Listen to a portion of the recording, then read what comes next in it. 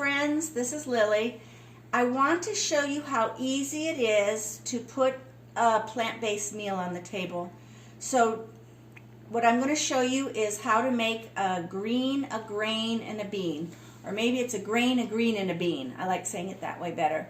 And so today we're going to have a grain, which I'm going to use whole wheat noodles.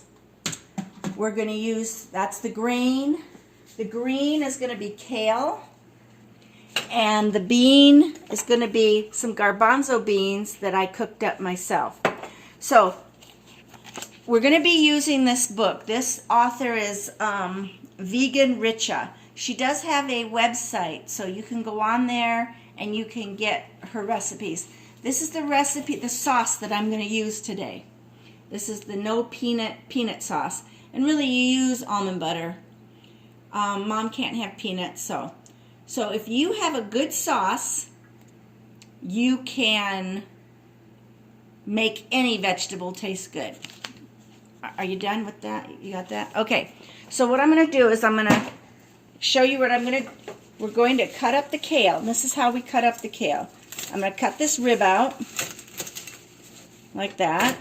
Put it over here with the rest. And then I'm just going to chop it up.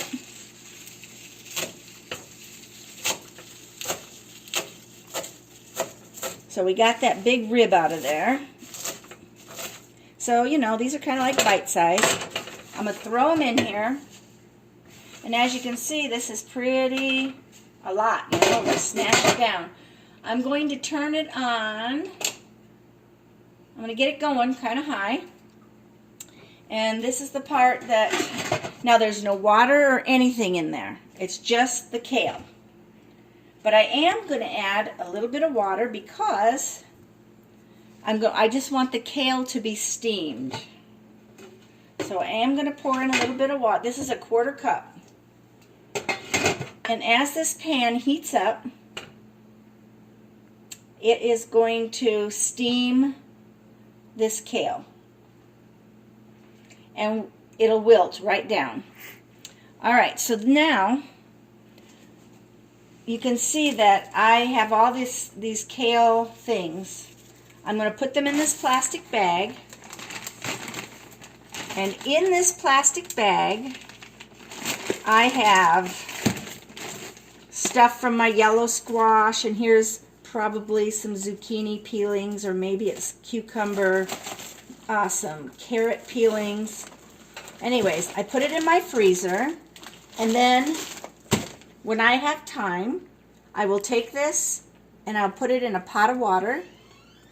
I will boil it for 10 minutes, I think, and then I'll strain it, and I have homemade vegetable broth. Now, if you want to, you can add spices to it. You can add Mexican spices, so you have a Mexican broth. You can add Italian spices, so you have Italian broth. So, and then I store my broth in jars like this in the fridge. And you put the hot broth in the jar, put your lid on it, it kind of seals it automatically just from the heat. And then it goes out in the fridge, and when I'm ready, I pull out my homemade vegetable broth. And I have a lot of these because it's summertime, and in the summertime there's a lot of veggies and a lot of processing. Matter of fact, with my veggies, I dehydrate them.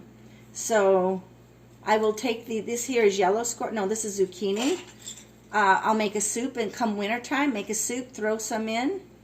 And I've got lots of stuff in here. I've got Anaheim peppers. I got some hot peppers from the garden. I got a lot more. This will probably fill up. Anaheims. I got yellow squash. Here's some little bit of eggplant, some little finger eggplants. So any veggies can go in like that. So I'm going to make my vegetable broth, and I even use my vegetable broth when I cook rice. My noodles could have been cooked in vegetable broth, but I didn't because I forgot. And so now you can come over here and see that the kale is,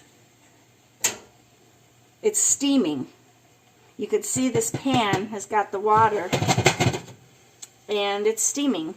And I will go in and stir it a little bit because the kale on the bottom obviously is being heated up more than the kale on the top. So I'll go ahead and just do a real quick stir.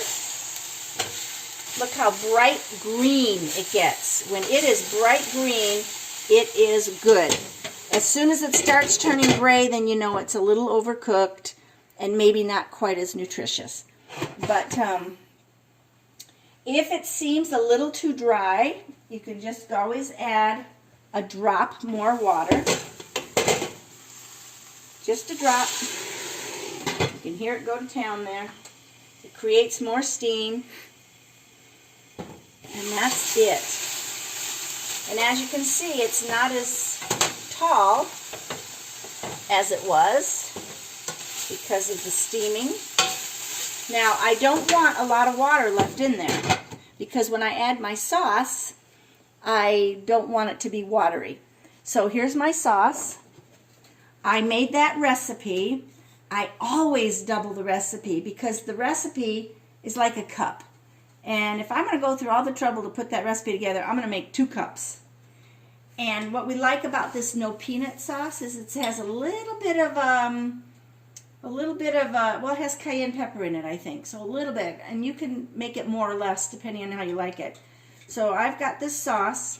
And when I add it to my kale, I do not want my kale to be too watery. All right, so look at that pan. Get a close-up. The pan is dry for the most part. And it's not hurting the kale. There's no oil in here. So you do this with any vegetable. So a grain, a green, and a bean. Green could be any vegetable. It could be your chopped up zucchinis. It could be, you know, like yellow squash zucchini, some onion, and you stir fry it just like I'm doing here. A little bit of water, stir it. Then you add your sauce, which I think I'm getting ready to add my sauce. Okay. Alrighty. It's hot. I'm just going to add my sauce.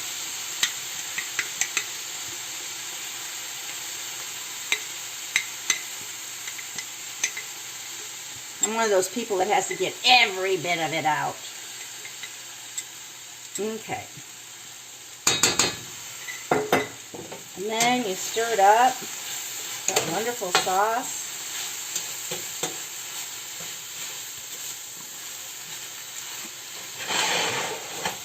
Now, I like my sauce to be a little bit thicker. Meaning, well, not thicker. I just like a little more sauce. I probably am a little short on the sauce just because I didn't have a whole container. But if you get a close-up, you can see that these greens are juicy with that sauce. And you add more sauce if you want to. All right, we got our greens. We got our beans. Now this container holds 2 cups of beans. But if you get a can of beans, it's only 1.5 cups. So it's about similar. But the beans are going to fill you up. They're full of protein. And they are going to be one of the things that causes you a lot of satisfaction as far as satiation. Okay, and then I got some noodles. I'm not quite sure how many I want to add. You can serve this over rice. That could be your grain. You could serve it over quinoa. You could even throw the rice in here. I do that. I'll throw the rice in here. So there you go. A grain, a green, and a bean. And this is a meal. And that sauce is what makes it delicious. All right, and don't forget to wear your apron because you're not a real cook unless you wear an apron. All right, good luck, and make your meals quick and easy. Don't make them too hard. Bye, love ya.